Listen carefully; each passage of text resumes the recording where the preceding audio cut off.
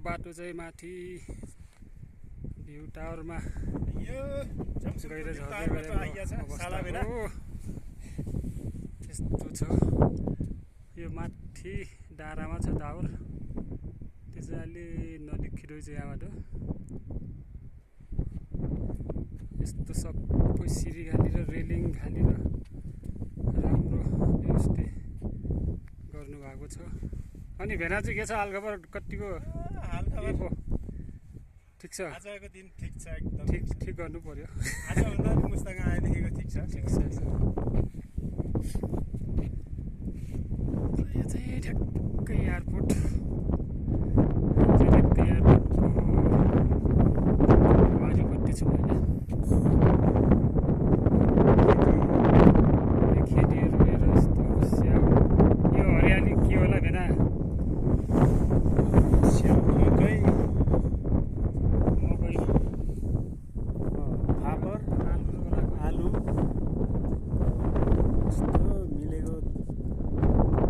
खोलाको पानीलाई सिँचाइ गरेर तानेर ल्याएर यस्तो खेतीकिसान गरेको छ।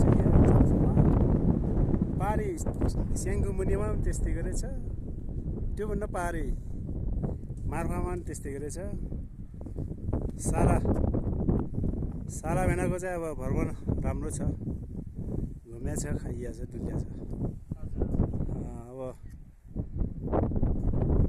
यस्तो भुटानको बाटो यस्तो बनाएको छ। अब रहेछ लगभग पौने घन्टाको बाटो रहेछ। यहाँ तल ओह्रालो झटाको माथि झरेर कति टाइम लाग्छ? अब धेरै लाग्छ। यस्तो खर्च गरेको छ मुस्ताङहरूले।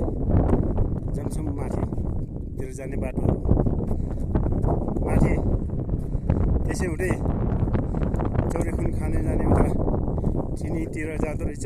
हामी चाहिँ उता गाडीको बाटो उता त्यो रोडले गइहाल्यो उता गाडीमा। अहिले फर्केर चाहिँ हामी यता घुम्ने हिसाबले यता आएको। बाटो चाहिँ खर्च गरेर बनाएको छ। ट्रेन आउनु बाँकी रहेछ यो रेलिङहरूमा।